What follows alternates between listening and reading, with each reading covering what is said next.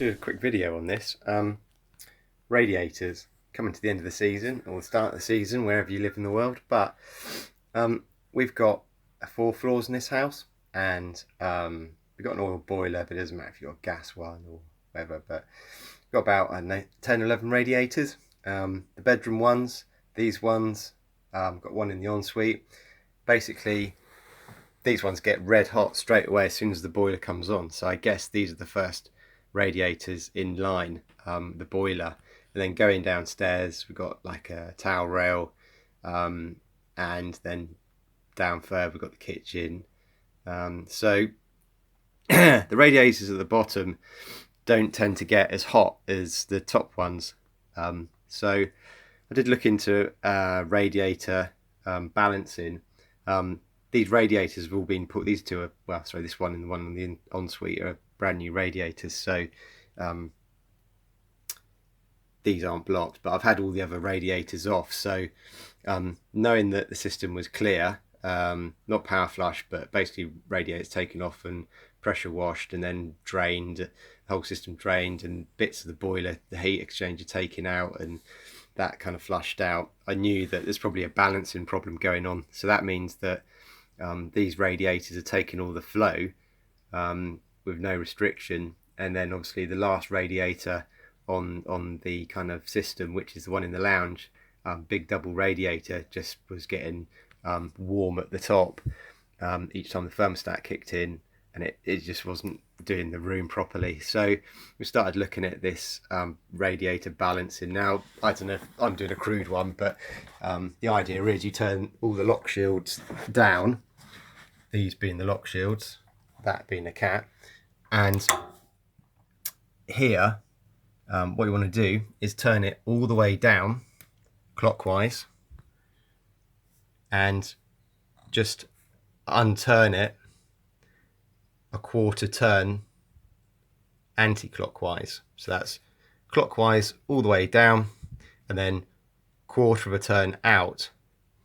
So if you do this with your hottest radiators, the ones on the first that are connected closely to the boiler, do that, and then working your way down, do it to the other ones. You may have to adjust that slightly. You may have to, when the heating comes on, if it's not really, the radiator is not heating up as good as it should, obviously it won't be as amazing as it was when it was fully open, just turn it a bit more, maybe do it like a half turn.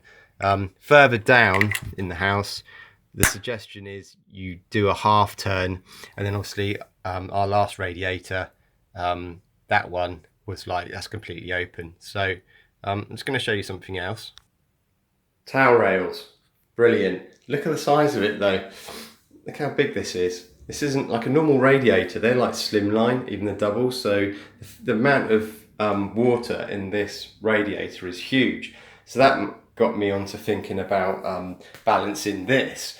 But this is slightly different. It's got Danfoss controls on it, apart from my Pegler iTemp. But so on this, you unscrew this, and then inside there is like an Allen screw. It's big, and that was all the way out. So this towel radiator, I suspect, was taking all the flow. This would just heat up in seconds, red hot. So I screwed it all the way in again, all the way clockwise, and then turned it out a quarter anti-clockwise. I think I had to take it out a little bit further, but yeah, that reduced the flow. Still got really hot, but obviously this isn't sucking all the flow.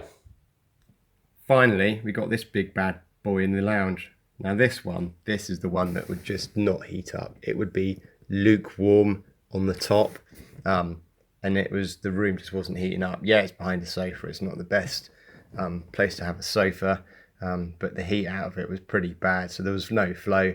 The towel radiator and the radiators upstairs all fully open. We're taking all of the flow.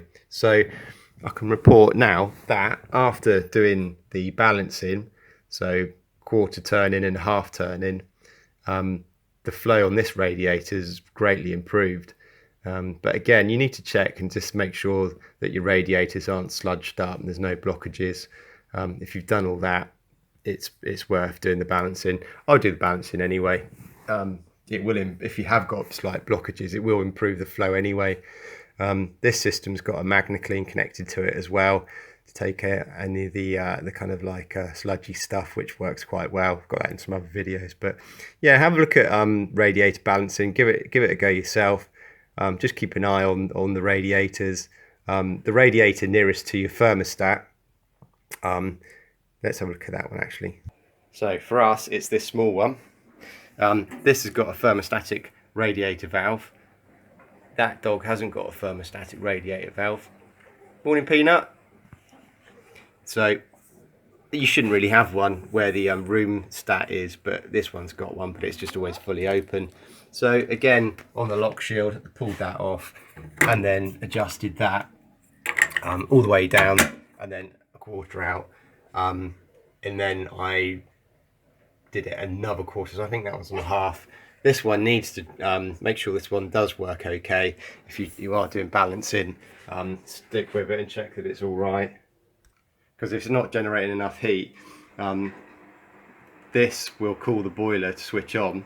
That radiator will come on, but if it's got problems, if you've turned it down too much, it won't generate enough heat to turn the thermostat off, turn the boiler off, and then you're going to end up with boiling other rooms. So yeah, just keep an eye on that, but it's worth doing. I'm going to monitor ours over the next couple of days, but yeah, it's a bit of a top tip really. Okay, thanks for watching. Bye.